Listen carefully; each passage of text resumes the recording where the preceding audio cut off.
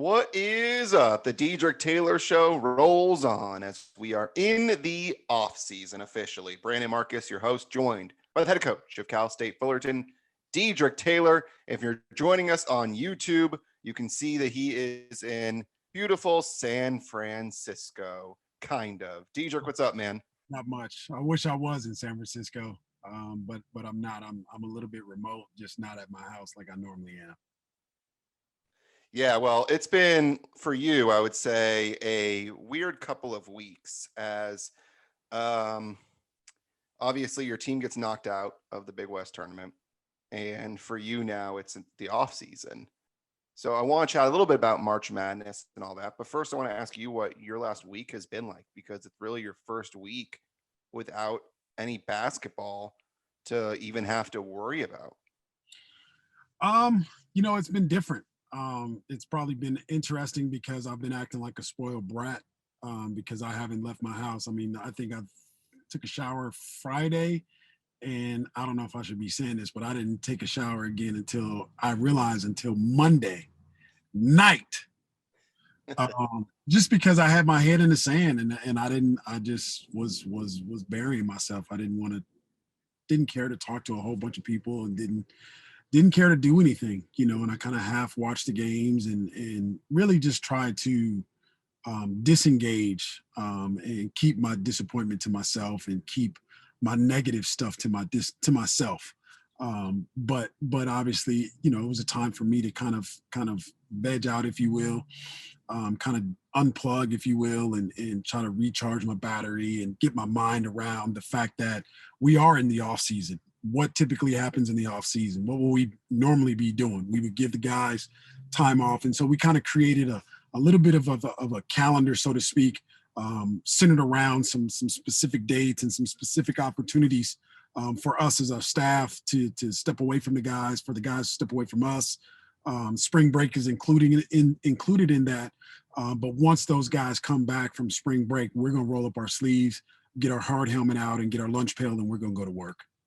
So would you say that it's been kind of a combination of you trying to get away from the game of basketball just because of the emotional toll that it took on your body and the mental toll it took on your body, and also just in general, just it consumes you so much that you just need a break? Yeah, both.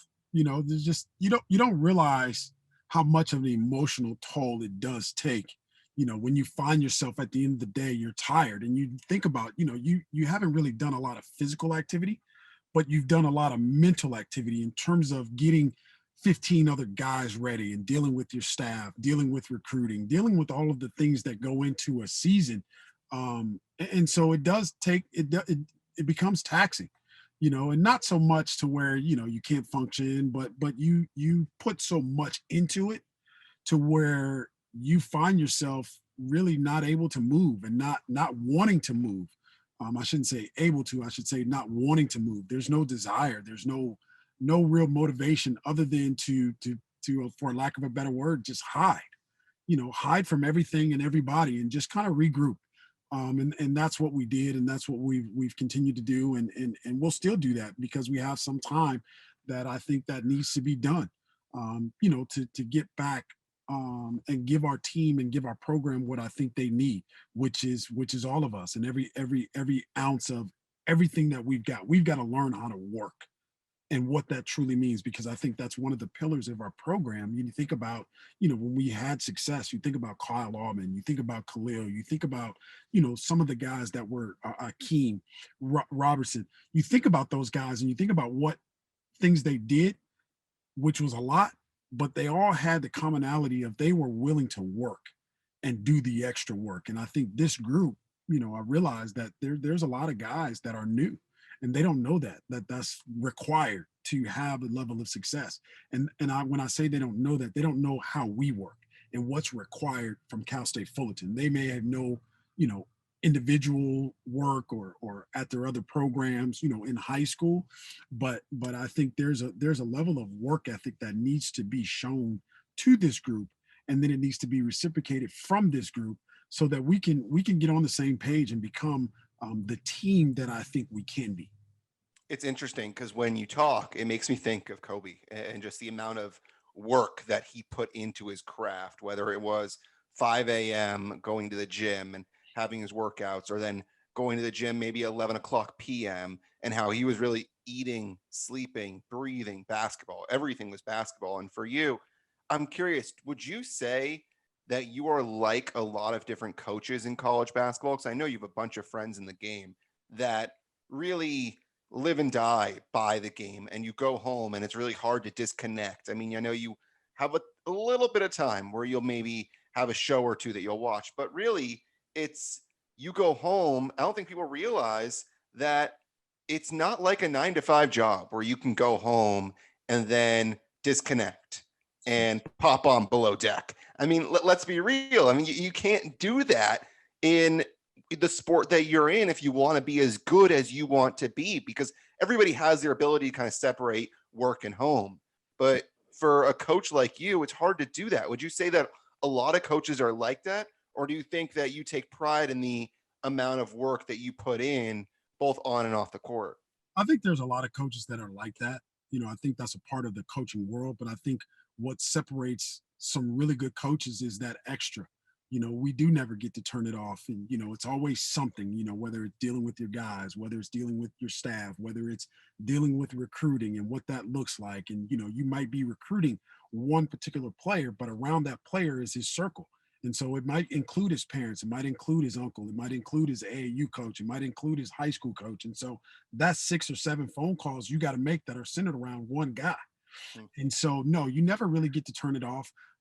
But I think being intentional with your time is something that you have to learn as a coach, because if you don't, I think this thing can really burn you out, and you can allow it to, because you're always worried about getting the next, doing the next, winning the next, and you're always worried about preparation and those things. And if you don't compartmentalize those things and you don't treat them equally or as equal as possible, because I don't think we don't treat them equally. As coach, there's certain things that are more important to you than others.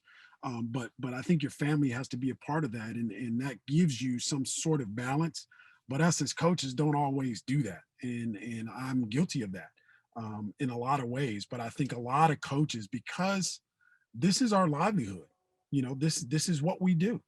We do take it to another level in terms of preparation and in terms of constantly thinking the game. I could be sitting watching a movie, and there's something that's happening in the movie that's necessarily pertaining to my team, or something that we're dealing with, or it does teach us a team first mantra. And so I'll stop the movie, or I'll stop whatever, and hey, write down the quote, or clip the movie, whatever it is.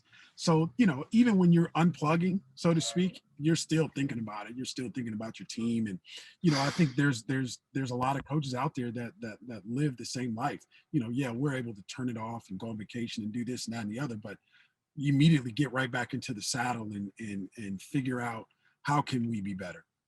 Would it be fair to say that you desperately need the couple of weeks to disconnect with how much of a toll this season took on you? I mean, going all the way from when the off season started for you and the surgery, going all the way through dealing with COVID, and then the basketball season and dealing with COVID and the basketball season. I mean, it really seems like you need a couple of weeks to just disconnect. Yeah, I think you do. I think we all, as humans, we do need to disconnect. We deserve to disconnect, and we need to spend um, some time. I always call it vegging out.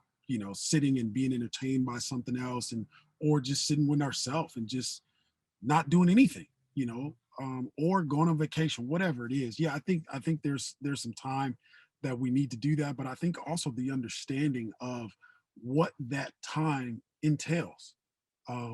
Like I'm almost embarrassed to say this, but I found myself being on vacation and not knowing how to vacation, not knowing how to relax, not understanding, hey, this is a time for this 48 hours or this 72 hours. You're not supposed to be worried about basketball, but finding yourself worried about, hey, is this guy coming back for school on time? Or this guy turning this stuff in? And, hey, what about our ball screen defense? Are we teaching it right? Well, I just came up with this drill, or this drill's, I don't know.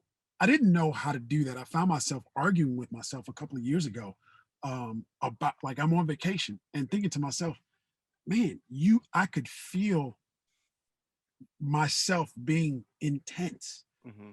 like rigid, not being comfortable, stiff, because I didn't know how to relax.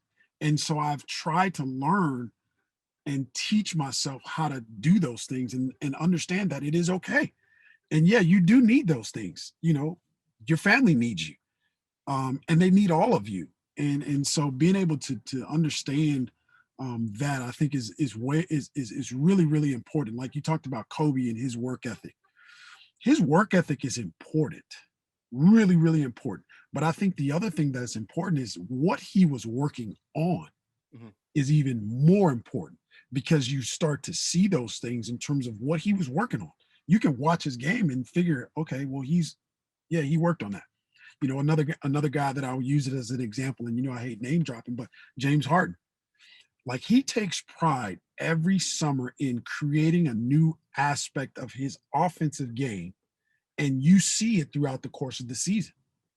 Whatever the move is, whatever the point is, whatever there's always, he makes a point to try and create this. He's worked so hard to create this new element of his game, and he works so hard to where we see it while we're watching him play. And I think it's important to learn how to do these things, how to execute being on vacation. And it sounds crazy, but how to execute being on vacation, how to Yeah. execute working, what that really really means. And I think a lot of people, that'll resonate with them, because we don't know. We just go go go go go go go go go go, and we don't understand that. Yeah, my body needs to slow down. I mean, let's talk about it. You brought it up, the tumor. I didn't. All I knew was just to go. So I'm Yeah. living these 6 or 7 or 8 months with this massive headache, right? And it wasn't until somebody else said, "Hey, we're shutting the whole world down. You can't do anything." It wasn't until that point that I realized, hey, you know what? Let's figure out what this thing is in my head. And it turns out it happened to be, a life changing and a life altering deal and a life saving deal. But we don't know how to we don't know how to do that. At least for me and people in my profession.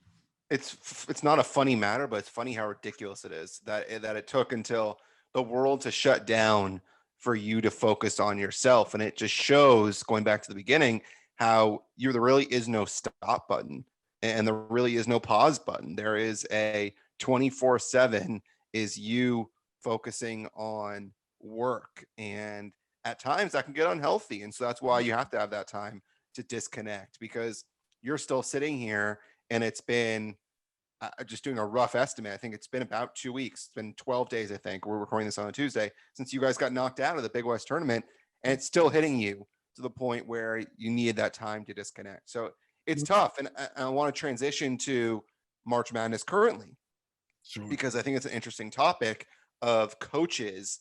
And you talk about disconnecting.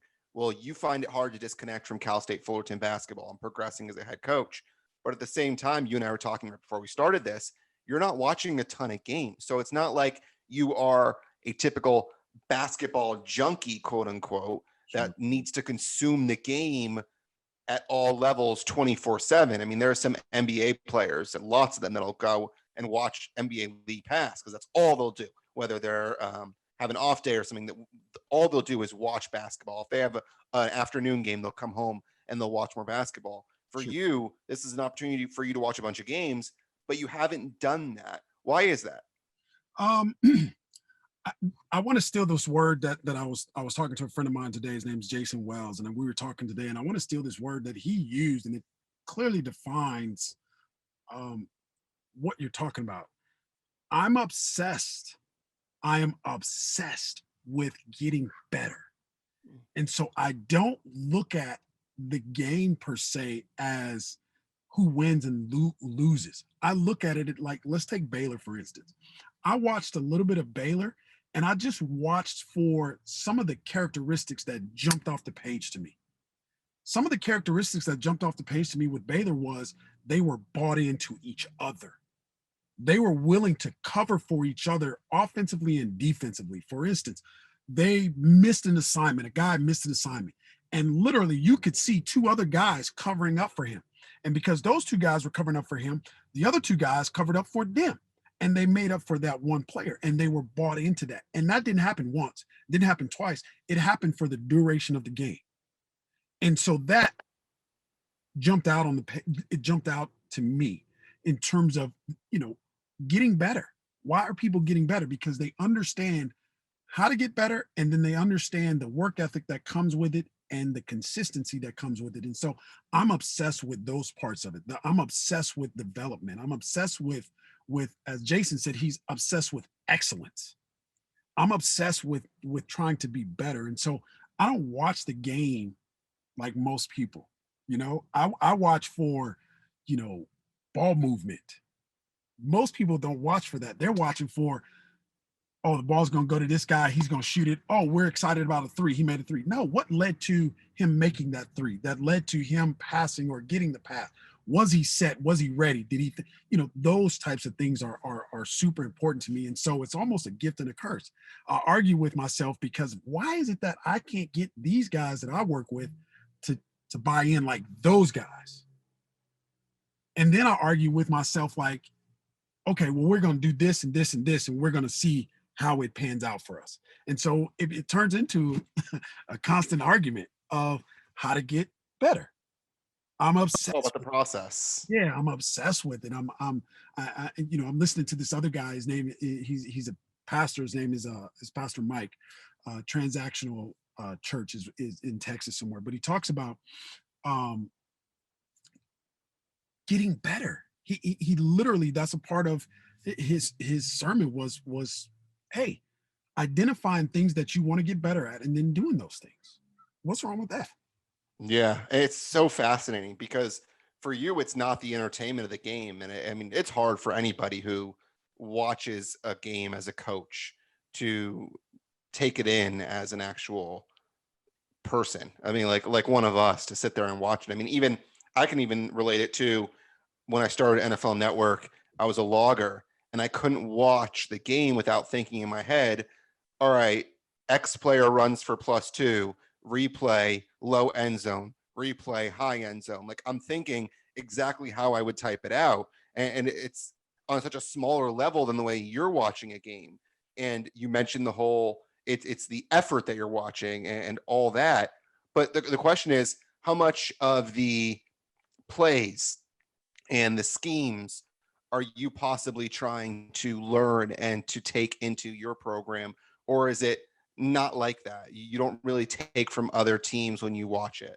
No, I think that's that we steal from each other all the time. There's a lot of things, and that's what I'm actually watching for. Like I'm watching some of the NBA stuff, and I take from them their spacing.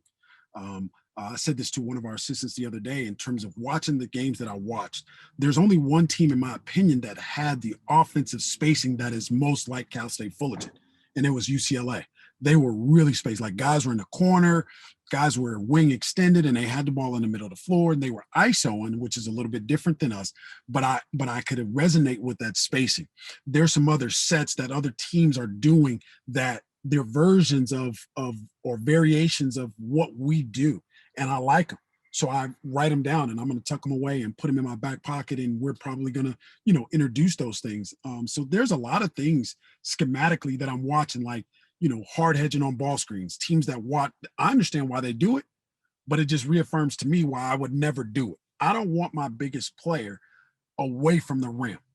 I'd never ever, like, you can't right now, you can't convince me of that. I want him around the rim so that he can protect the rim and then rebound it. And I feel like that's an area that we've got to get better in. And that we got to expose this year from that standpoint. And so, yeah, I spend some time watching for that reason and, watching the game with me I'll do it to our staff. I won't do it like to you. If I'm watching with you, I won't say anything, but to our staff, I'll yell at them like, what, pause it. What are we doing? So we'll have them just, and it's really me discussing what we're watching, and I'm talking to them, expecting them to take note of that, and we're gonna fix that. It's really, really weird, man. I'm weird. I would love to do that. I think that would be hilarious. We record that and put it up as a show. That would be amazing. As you pausing it and trying to break down tape. I mean, listen, I'm not someone that can look at a play and know exactly what's going on. And Definitely. it's fascinating that you can go and watch these games and say, yeah, this guy misses assignment. And you could tell so quickly. And you Yeah. could see also away from the ball, the other guys coming to help. And then those guys, like you said, going to help those guys. It's fascinating that you could watch a play that quickly Yeah. and notice everything that's happening. Because for you, you know the play. So you know, I mean, for your own play, you know, okay, if a play breaks down, you know exactly why. But to watch somebody else's play and not know exactly what they're running, but actually you do know what they're running is so wild. Yeah. No, it to me, it does it's not wild. It's just like in business. Like, let's take one of my favorite pastimes, golf. I stink at golf, but I'm enamored by the process. Somebody can watch me swing and they can tell I didn't do this or I didn't do that. I can watch somebody else swing and it's hard for me to say you didn't do this or you like I don't Yeah. understand that. But a golf coach can just he knows it.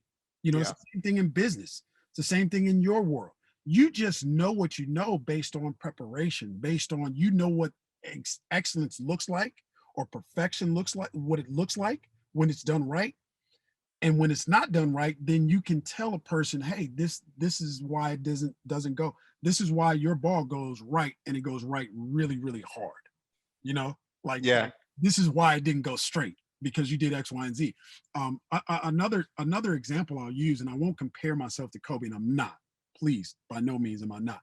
Of But course. I just watched what Kobe does for ESPN when he breaks down clips of players. So Yeah. he broke down, I think it's Jason, I forget Jason's last name, Jason Tatum. Tatum. Yeah. So we have a set that we stole from Boston, right? We call it Boston. And literally it's like one or two clips and it takes him like 3 minutes, 4 minutes of those clips. I thought it was a long deal, but it's not. It's only 2 or 3 minutes.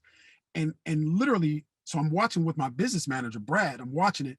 And literally I'm saying these things and he pushes play and Kobe says the exact same thing. And it's all about the preparation. It goes back to what are you working on? One of the things that Kobe was synonymous was is obviously he worked hard, but what did he work hard on? His footwork was impeccable, right? And Mhm. so if you break down Jason Tatum and his feet, he's breaking these things down. Okay, Jason Tatum catches the ball. Well, when he catches, this is what he can do if he catches with his feet this way. But because he caught it with his feet this way, this is what was available to him. And then he starts talking about the ball screen and the coverage and who they're looking at and what's important to them. Like the guys in guarding him is irrelevant because he's rubbed him off on the screen and now he's watching where the help came from and then, boom, delivered to that guy and not delivered, but UPS and delivered to the guy. Like that excites me. That gets me. That's the obsession that I have with this thing we call basketball. Yeah. I think the show was called Detail. That is it. I That think, is it. yeah, yeah. So where they break it down. I think Peyton Manning did something like that for football too. You did. You did. And it's We yeah, it's, should do that. We should do that. We should do that. We should pull a couple of clips and I uh, actually right after that I said to Coach Dunson, hey, pull some clips of James and let's just talk about that because I think James he he always catches on what I would call his dominant pivot foot. So he's a left-hander. So he always catches the ball with his right foot down. That's he's going to pivot. And all of his moves, everything he does is based off of catching it with his right foot down. The defense, they're in trouble. You feel sorry for him because now they're at his discretion. He does what he literally plays with them because he that's what he works on. He catches on a right foot and he can do all kinds of things off of that right foot. So yeah, that's something that we talked about before. Before we started the show, that's something we could do. Cause they break down tape. So listen, we got options. We're going to be around this entire spring and summer. So also the mailbag, no, not going to have it today, but D Taylor Coaches Show at gmail.com. It's D Taylor Coaches Show at gmail.com. So we'll have the mailbag, break down tape. We'll have some guests on. We talked about last time some of the guests that we're looking at having. I want to finish off with this. The West Coast has done really well so far, in particular the Pac 12. And you look at USC and UCLA and Oregon State. How surprised are you that these teams are doing as well as they are, given that they weren't given much attention going into this NCAA tournament. I'm not surprised at all. I'm not surprised that UCLA is doing what they're doing. I'm not surprised that Oregon is doing what they're doing. I'm not surprised that USC, some of the other West Coast, Colorado did what they did. You know, because I'm from the West. I live in the West. I see those teams. And you know these players. Yeah, I mean, that's also part of the reason why I asked is when you're out recruiting, you see some of these players. And I see their evolvement. And I also understand the East Coast bias. Like they're biased on the East Coast because they only know what they see. They don't see the West Coast because the TV package is not good enough. ESPN should be carrying a lot of these games, and they don't because of contracts and direct TV and Pac-12 and all these things. But I think we're doing ourselves a disservice by not putting them on certain stations to allow the East Coast to see what we're doing out here. So the East Coast is biased towards the Big 12 and the SEC and some of those schools, and the Pac-12 is just punishing those schools. They're like what USC did to Kansas last night. Oh my gosh. But the rest of the world is like blown away. I'm not. USC probably on paper is one of the most talented teams in the freaking country.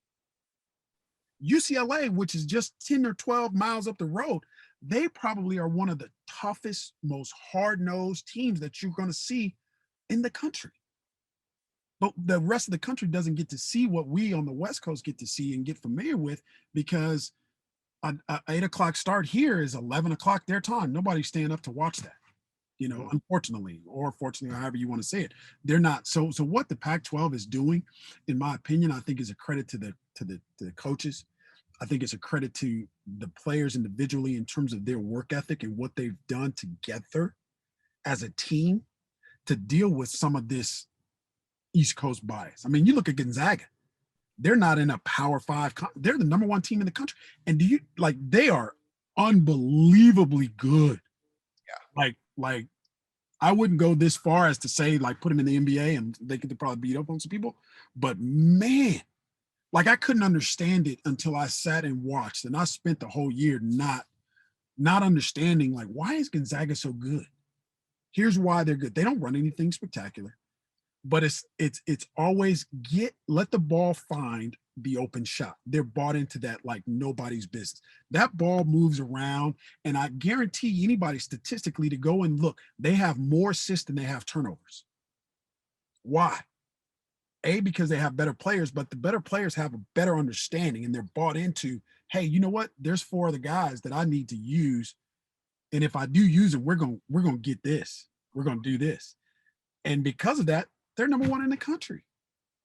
Yeah. And if you look at Gonzaga, I mean, they have a lottery point guard that's a freshman, and he's not even one of their top 3 best or top 2 best players. You can really look at the guy who's got the best handlebar mustache I've ever seen in my entire life. They're big, and then their shooter. I mean, they've got 2 guys that produce more than Suggs does. And yet Suggs is the guy that's going to be most likely a top 10 pick. And they also have, I think the other guy is going to be a lottery pick as well. Yeah. But still, I mean, it just shows you the talent on that roster. And that was another team that I was going to add to the West Coast, but I was focusing particularly on the Pac-12. And it's unbelievable. And it's interesting because the variety of coaches that you look at, UCLA, Mick Cronin did a really good job at Cincinnati, took over a UCLA team that was really floundering. You look at Andy Enfield, who led Florida Gulf Coast. And what we've seen from Andy Enfield is that he's a really good recruiter, but it hadn't actually shown yet the actual talent on the floor. You could say that he underachieved in a couple of years with the talent that he had. But now he's obviously in the Sweet 16. And then you look at Dana Altman, who nobody talks about, but all he does is get Oregon to the Sweet 16. I mean, that's all he does. He's probably the most underrated coach in college basketball because I don't think anybody pays attention to Oregon. And to your point, I'm not even sure many people knew who Evan Mobley was that didn't follow the NBA. And Evan Mobley could be a top 2 pick. So it's crazy the amount of disrespect that the West Coast gets. So to your point, really shouldn't be surprising how well these teams are doing. Not at all. And I want to go back to Coach Altman and say this. There's 2 things I want to say about the Pac-10. Hopefully, I don't forget both of them. But number one is Pac-12. Pac-12.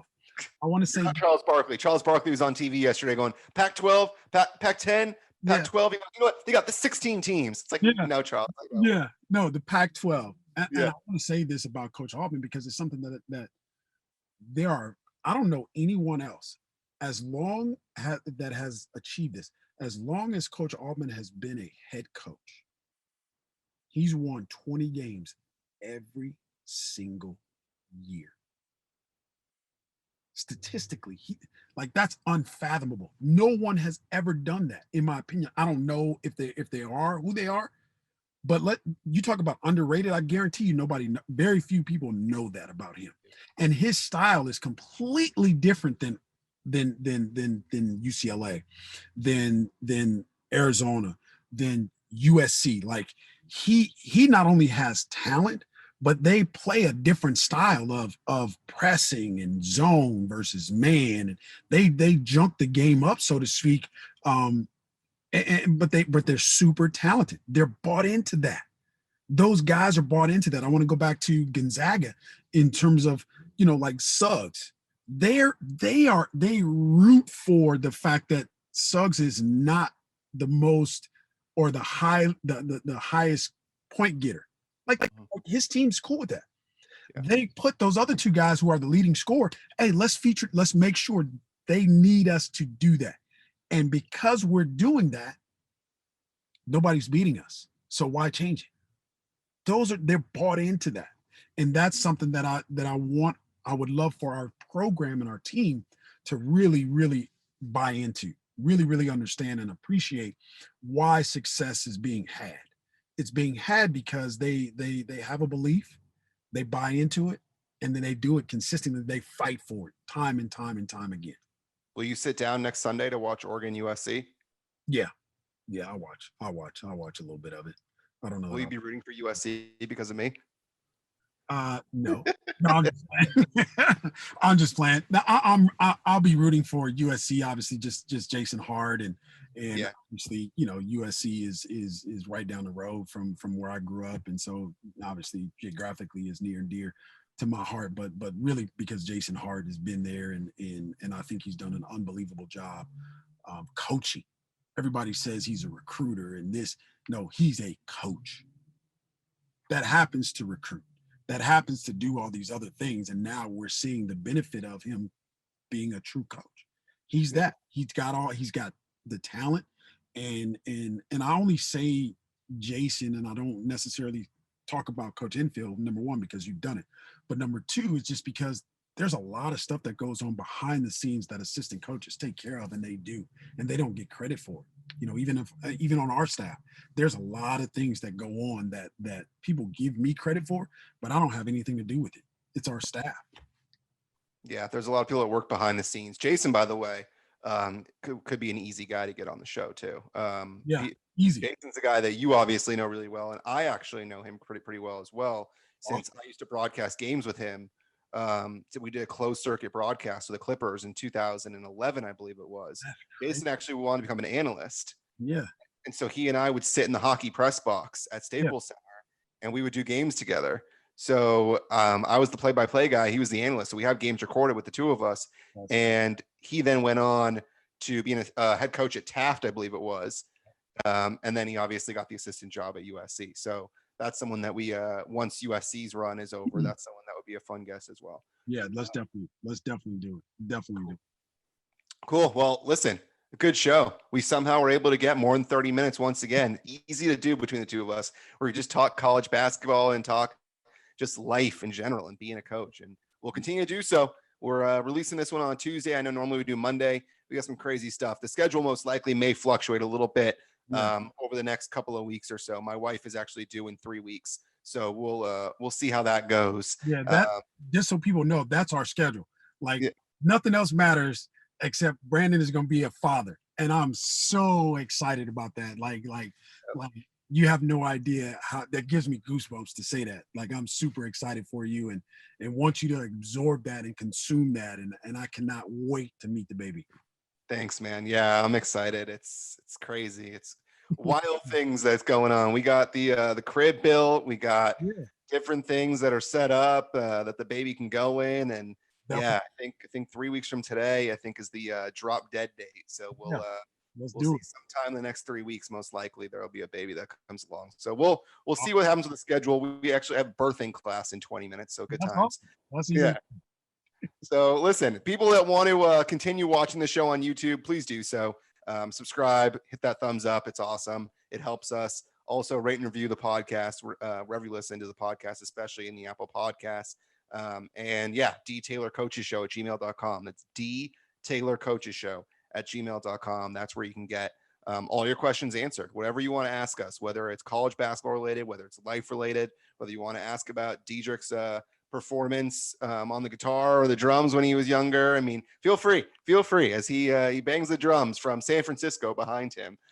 We can do and talk about anything. So a big thank you.